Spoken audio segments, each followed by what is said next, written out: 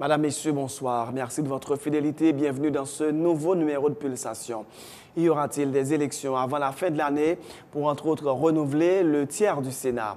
Si le Premier ministre Laurent Lamotte a assuré mercredi les conseillers électoraux que son gouvernement entend les accompagner pour la réalisation du scrutin dans le meilleur délai, des parlementaires continuent de presser l'exécutif d'organiser les élections avant la fin de l'année. Selon eux, on risque de voir le pays sombrer dans le chaos au cas où le chef de l'État devrait déclarer la caducité du Parlement au deuxième lundi de janvier 2014.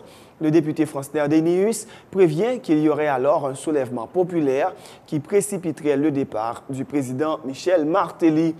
Les avocats de la famille du policier Walkie Calixte digèrent très mal le rapport de la commission spéciale de la Chambre basse qui a rejeté la demande de lever l'immunité des députés Rodriguez Séjour et Bélange Jean-Baptiste. André Michel affirme que ce n'est pas parce que ces parlementaires sont couverts par l'immunité qu'ils ne peuvent pas être inculpés. Le ministre de l'Économie n'a pas répondu à l'invitation de la Commission finance de la Chambre basse où il devrait fournir des explications sur l'exécution du budget 2012-2013. La rencontre est reportée à la semaine prochaine. Dans l'actualité internationale, les rues ne décolèrent pas au Brésil malgré l'annonce de la baisse des prix du transport.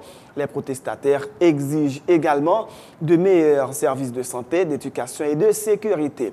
Au moins 30 personnes tuées dans la chute de leur autocar dans un ravin de 50 mètres au Pérou.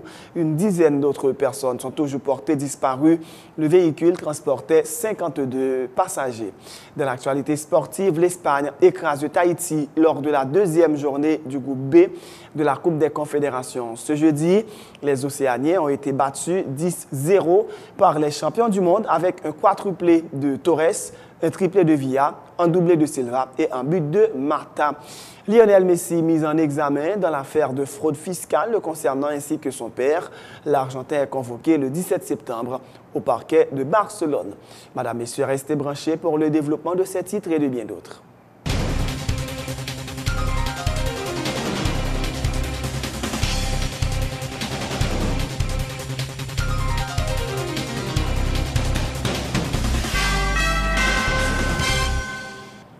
De recherche, bienvenue dans le développement du journal.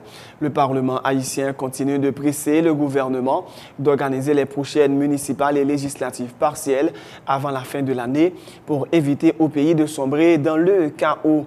Si les prochaines élections ne sont pas réalisées pour renouveler à temps le tiers du Sénat, ce serait un constat d'échec pour la communauté internationale présente en Haïti, notamment l'Organisation des Nations Unies qui a une mission de stabilisation dans le pays selon le président du Sénat.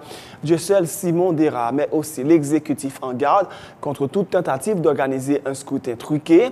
Il qualifie de démarche tardive la visite mercredi du Premier ministre Laurent Lamotte au siège du collège électoral. Une bonne démarche, bien que tardive, parce qu'immédiatement CTCP a vu monter, il y a des fonds état des lieux de. En tout cas, il y a même qui ça a gagné pour le travail, qui ça a manqué, qui ça a besoin. Le gouvernement est supposé en contact permanent avec CTCIPA, parce que chaque semaine hebdomadaire pour gagner des rencontres pour être capable de définir qui côté et qui côté exactement vous voulez aller. Gagner deux aspects que m'a abordé dans la question, ça m'a dit encore. Pour le gouvernement, il faut être très prudent. Parce que l'élection, par exemple, pour le gouvernement, l'élection, c'est prendre dans le gouvernement. On dit ça plusieurs fois là. Peut-être qu'il va chercher à comprendre ce que je dis. Le gouvernement a 40% de crédit. Il font une élection, il perd 15% de la première élection. Oui, mais ça a couru dans la conférence président lundi. Un sénateur qui soulève la question, il a même fait quoi gagner un ambassadeur qui chef de pont en question. C'est lui qui vient à projet. Il a cité le nom Robert Malval, ancien premier ministre qui vient à projet ça. Qui a même conseillé le président pas mettre pied dans le Parlement le 2e lundi de janvier sous prétexte Parlement caduc déjà. Donc, moi je pense que si qui conseiller pays à la donne, c'est toujours des conseillers qui besoin de conseiller tout eux-mêmes. Parce que ils vivent politique là, ils vivent coup d'État, ils vivent gouvernement démocratique, mais ils ne pas prendre leçon. Alors, moi je dis, suivant des rumeurs, ils ont dit que c'est l'ancien premier ministre Malval, ou bien Malval qui porte un projet comme ça, par le président Martelly. Par contre, si c'est vrai, Si c'est pas vrai, mais je répète exactement ce que le sénateur a dit dans la conférence présidente. Mais qui faisabilité tel projet? Et un projet comme ça, il a un constat d'échec total, capital pour la communauté internationale, dont les Nations Unies et le Conseil de sécurité des Nations Unies. Il a un échec total, capital, et que les Haïtiens sont capables de faire et diffuser à travers le monde comme les Nations Unies échouer en Haïti à toute communauté nationale là, qui là pour stabilisation et la paix. Et yo dit le Conseil de sécurité de venir en Haïti visiter, yo était dans le Parlement, yo était content sur une question que année ça va passer sans élection. Et yo prend position sur lui. Donc je dis ainsi yo là pour renforcer l'institution, yo là pour la paix, yo là pour stabilisation. Et puis pour être un chaos dans le pays, c'est quoi créer chaos. Ça me dit pas là. Pas bon bon honnête pour le sénateur Moïse qui l'a dit, mal sûr la parler. Dire donc ça pendant parce que le sénateur, mais vous le pas sénateur, son militant politique, son leader politique. Mon équipe limite va gagner, il plus dangereux que y là venir. Mon qui pense que le danger là, la plus dangereux. Le député Francner Denius prévoit pour sa part qu'il y aura un soulèvement général qui forcera le président Martelly à la démission si le chef de l'État oserait déclarer la caducité du Parlement au deuxième lundi de janvier 2014, dans le cas où les élections ne sont pas réalisées à temps. L'élu de l'asile dit regretter que jusqu'ici, il ne voit ni la volonté ni les moyens financiers nécessaires à la réalisation du scrutin d'ici la fin de l'année. C'est une parole, même Jean-Pile, déclaration était habituée, faite. Pour le ministre, lorsqu'il était devant le Parlement, il était venu faire une déclaration de politique générale. Là, il était dit ouais, pas ouais, et l'enfin, année, et au tape gain élection. Donc, nous, ouais, c'est justement fait. Mba ouais, comment on va faire élection si on pas gagner un budget pour ça. Mba ouais, comment on va faire élection si on pas gagner une loi électorale pour ça. Donc, moi-même, quoi, j'ai plus fait qui montrait.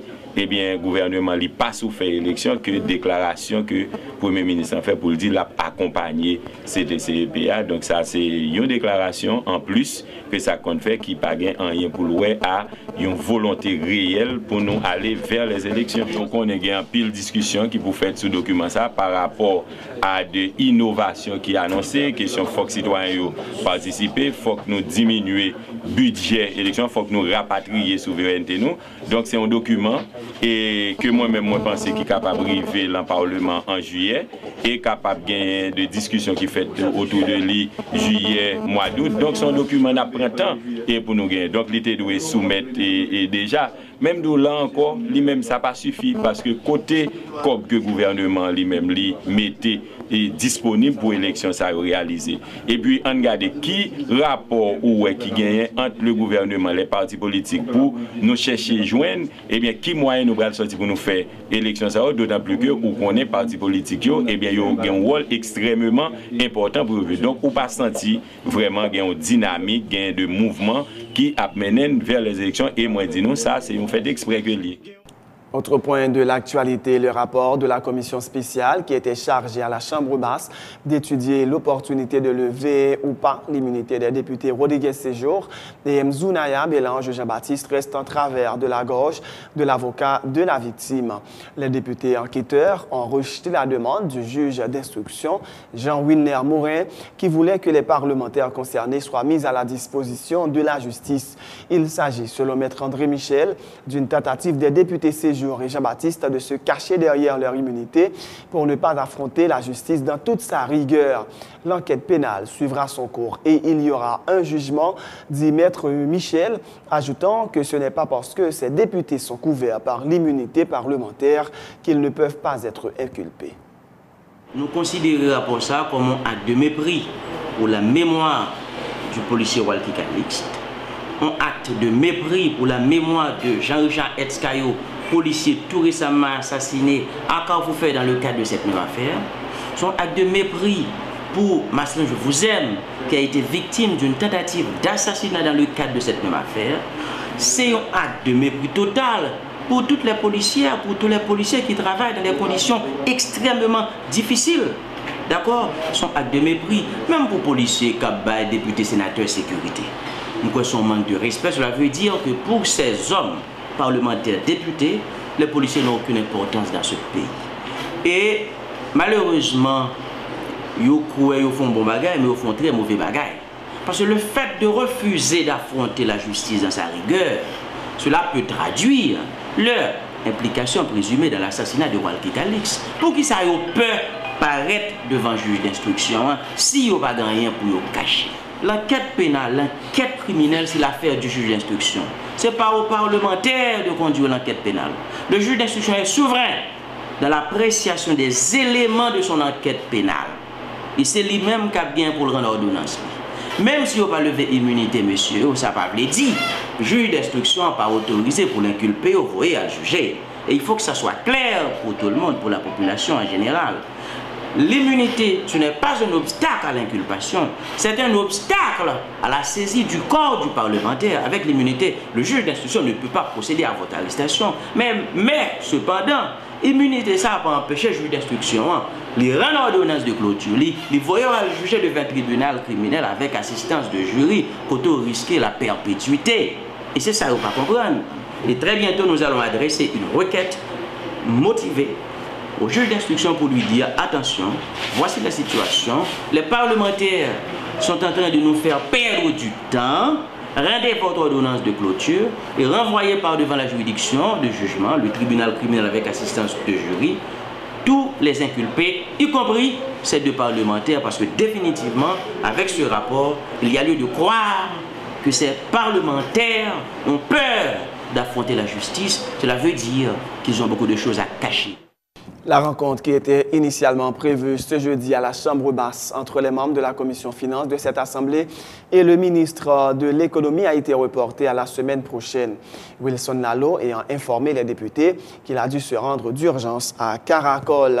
Les discussions devraient porter sur l'exécution du budget de l'exercice 2012-2013. Le président de la Commission finances de la Chambre basse dit souhaiter qu'il ne s'agisse pas d'une tentative de marronnage.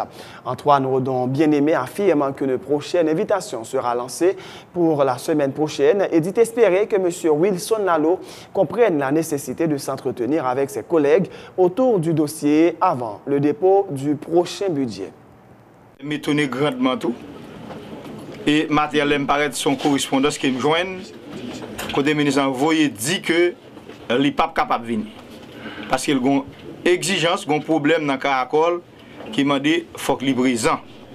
Comme lui c'est ministre commerce et puis lui c'est ministre finance en même temps, et moi-même, je vais poser question à bureau. Ou bien est-ce qu'avant elle est venue dans une question qui était très douce, qui était très légère, c'est pour le décaponner nous et puis je dis elle ne connaît pas venir. Mais elle ne pas dit non, elle pas venir, il dit non, l'étape là.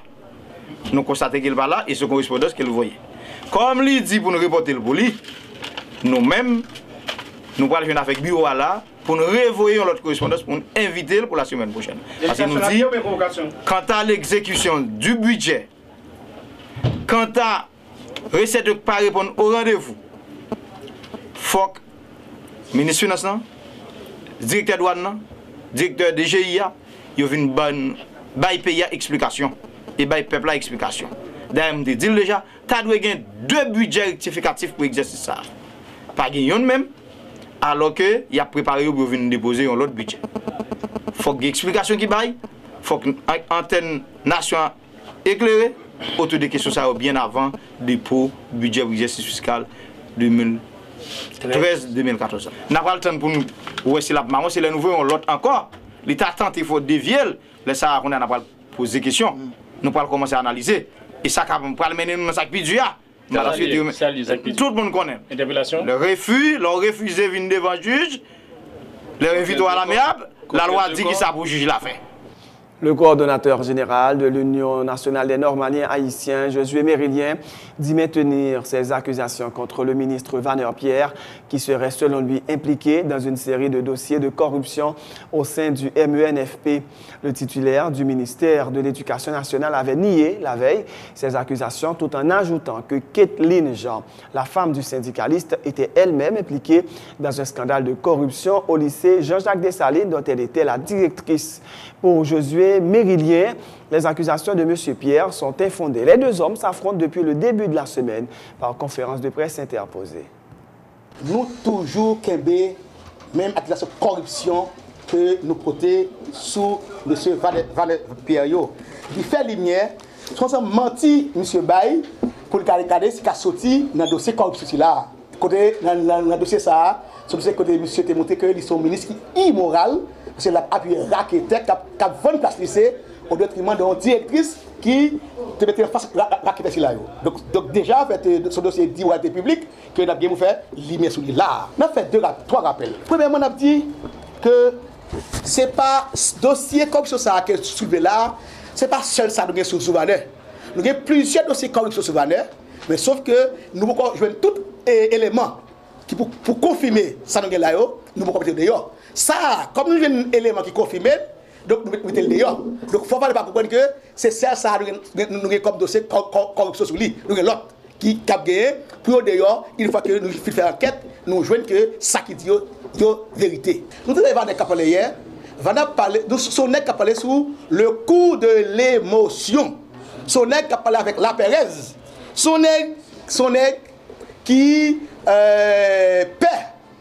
dit on poste ministre, on job qui n'est pas qu'à faire, mais qui est en pile. C'est job ça qui lève, rapporter en pile. Donc, job ça, il y a en balance. Et que là maintenant, l'UNO, on se dit que tout le monde connaît, qui toujours depuis 20 ans, a dénoncé corruption, vagabondage, tout déglié. Que c'est le président de la République, qui est Premier ministre, qui est ministre, depuis il va faire droite, il fait corruption, une autre fois courage à demain pour dénoncer depuis 20 ans. Nous-mêmes, nous admettons que votre enquête, qui est en bas, il faut faire une enquête globale, et là, on fait une enquête globale. Pour une cap salle, c'est ça, c'est Fadé Pierre, qui c'est un ministre immoral, qui appuie raqueteur, qui a cassé l'ICA, au détriment d'une directrice qui a mis ça sous rail. C'est pour ça que je veux dire, l'éclair que Vanner sont fait menteur, et que nous-mêmes, nous avons dit Vanner, les gens qui ont dit corruption depuis 15-20 ans, les gens qui ont dit ministre qui fait corruption, c'est parce qu'ils ont été transférés en fiancé ou en ménage pour nous, madame. Nous disons c'est parce que dès pour faire ça passe comme ministre, on va jouer un coup de fret idole d'ailleurs. C'est ça lié. C'est la fin de ce journal. Avant de vous quitter, voici le rappel des titres. Y aura-t-il des élections avant la fin de l'année pour renouveler le tiers du Sénat? Si le Premier ministre Laurent Lamothe assurait mercredi les conseillers électoraux que son gouvernement entend les accompagner pour réaliser ce scrutin dans le meilleur délai, des parlementaires continuent de presser l'exécutif d'organiser les élections avant la fin de l'année. Selon eux, on risque de voir le pays sombrer dans le chaos au cas où le chef de l'État devrait déclarer la caducité du Parlement au 2e lundi de janvier 2014. Le député Francner Denius prévient qu'il y aurait alors un soulèvement populaire qui précipiterait le départ du président Martelly. Les avocats de la famille du policier Walkie Calixte digèrent très mal le rapport de la commission spéciale de la Chambre basse qui a rejeté la demande de le lever de l'immunité des députés Rodriguez Séjour et Bélange Jean-Baptiste. Maître André Michel affirme que ce n'est pas parce que ces parlementaires sont couverts par l'immunité qu'ils ne peuvent pas être inculpés.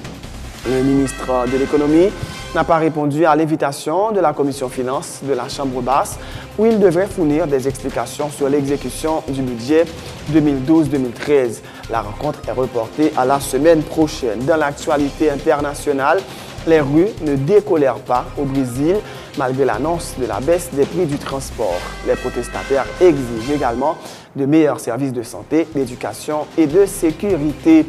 Au moins 30 personnes tuées dans la chute de leur autocar dans un ravin de 50 mètres au Pérou. Une dizaine d'autres portés disparus. Le véhicule transportait 52 passagers. Et dans l'actualité sportive, l'Espagne écrase Tahiti lors de la 2e journée du groupe B de la Coupe des Confédérations. Les Océaniens ont été battus 10-0 par les champions du monde avec un quadruplé de Torres, un triplé de Villa, un doublé de Silva et un but de Mata. Lionel Messi mis en examen dans l'affaire de fraude fiscale le concernant ainsi que son père. L'Argentin est convoqué le 17 septembre au parquet de Barcelone. Fin de ce journal. Merci de l'avoir suivi. Bonne suite de programme sur Télé Pluriel.